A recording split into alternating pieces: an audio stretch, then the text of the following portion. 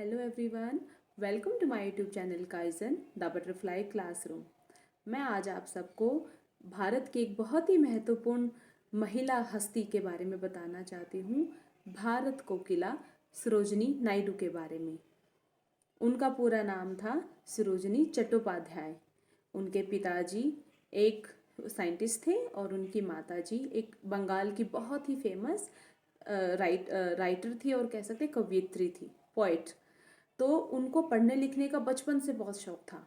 उनकी लाइफ बहुत इंटरेस्टिंग रही है। मैं बहुत ही संक्षेप में ब्रीफ में आप सबको उनके बारे में बताना चाहती हूँ। तो चलिए शुरू करते हैं। जो कि क्योंकि आज उनका जन्मदिन है, आज उनका जन्म हुआ था आज के दिन, तो आज हम उनके बारे में जानेंगे। तो चलिए शुरू करते हैं। मेरे जीवन की सुधा नहीं मिटेगी जब तक, मत आना हे मृत्यु कभी तुम मुझ तक। ऊंची उठती हूँ मैं कि पहुँचूँ नियत झरने तक, ये टूटे पंख लिए मैं चढ़ती हूँ ऊपर तारों तक। मेरे जीवन की सुधा नहीं मिटेगी जब तक, मत आना हे मृत्यु कभी तुम मुझ तक। ये पंक्तियाँ हैं हमारे देश की भारत कोकिला सरोजिनी नायडू के द्वारा। इनका जन्म 13 फरवरी 1879 हैदराबाद में हुआ था। 13 फेब 1879 हैदराबाद में इनका जन्म हुआ। सिर्फ 14 साल की ही उम्र में इन्होंने सभी इंग्लिश पोइट्स का अध्ययन कर लिया था। 13 साल की उम्र में इन्होंने 1300 पद की एक कविता लेडी ऑफ लेक इस नाम की कविता लिखी और 2000 पंक्तियों का एक नाटक लिखा, वो भी इंग्लिश में। 1895 में स्कॉलरशिप लेके वो इंग्लैंड में पढ़ाई करने के लिए गई।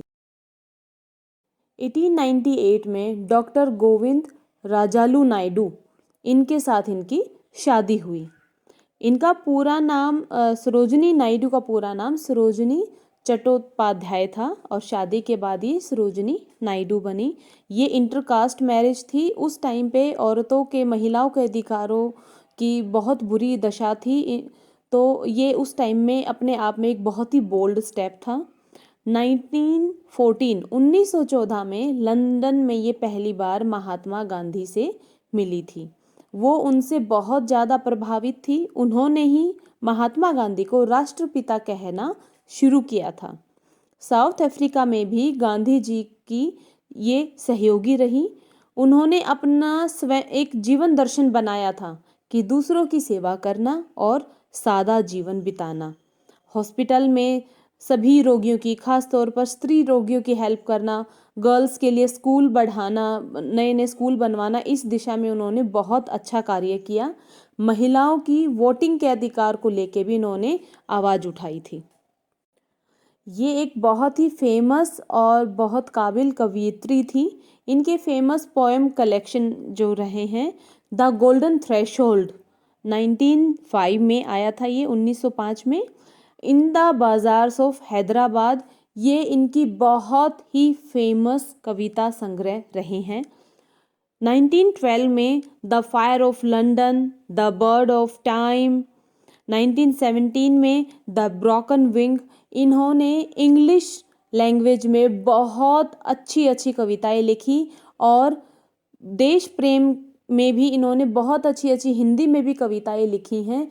इन्होंने उस टाइम पे अंग्रेज़ों के साथ भारत का जो स्ट्रगल चल रहा था आज़ादी के लिए, उसमें भी बढ़ चढ़कर हिस्सा लिया और उस टाइम के हालातों को देखते हुए इन्होंने स्वतंत्रता सेनानियों को मोटिवेट करने के लिए, उनको हौसला देने के लिए भी इन्होंने बहुत सारी पेट्रियोटिक पोएम्स लिखी थी। देशभक्ति वाली कविताएं भी इन्होंने बहुत सारी लिखी थी। Mahatma Gandhi called her nightingale of India, Bharat की कोकिला महात्मा गांधी ने इन्होंने बोला, because of colour, imagery and the lyrical quality of her poetry, कि वो अपनी कविताओं में किस तरीके से रंग भर देती थी। उनकी आवाज़ भी बहुत मीठी थी। वो मधुर स्वर में जब अपनी कविताएं बोलती थी, जो एक दृश्य वो बताती थी अपनी कविताओं के माध्यम से, उन सब से प्रभावित होके महात्मा गांधी ने इनको भारत की कोकिला कहना शुरू किया था। श्रम करते हैं हम कि समुद्र हो तुम्हारी जागृति का क्षण, अब देखो निकला दिन कितना उज्जवल। ये उस समय स्वतंत्रता सेनानियों को मोटिवेट करने के लिए इन्होंने पोएम लिखी थी। उसकी ये 2 पंक्तियाँ थी। वह एक कवयित्री, देशभक्त, स्वतंत्रता सेनानी, कुशल राजनेता के रूप में अपने योगदान के लिए हमेशा याद रखी जाएंगी।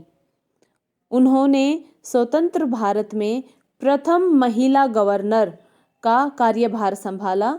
उत्तर प्रदेश की वो पहली महिला गवर्नर बनी।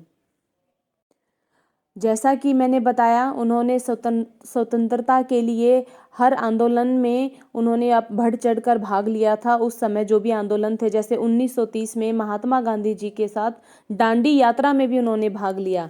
हालांकि महात्मा गांधी नहीं चाहते थे किसी भी महिला को वहाँ पे लेके जाना, लेकिन वो महात्मा गांधी जी के कार्य से इतनी प्रभावित थी कि उन्होंने उस दांडी यात्रा में भी उनके साथ भाग लिया और वो अंग्रेजों द्वारा जेल भी भेजी गई। उन्होंने जेल में भी काफ़ी समय बिताया।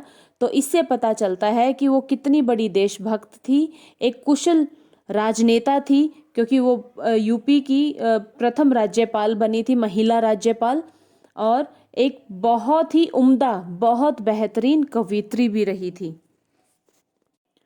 2 मार्च 1949, 2 मार्च 1949 at the age of 70 she passed away.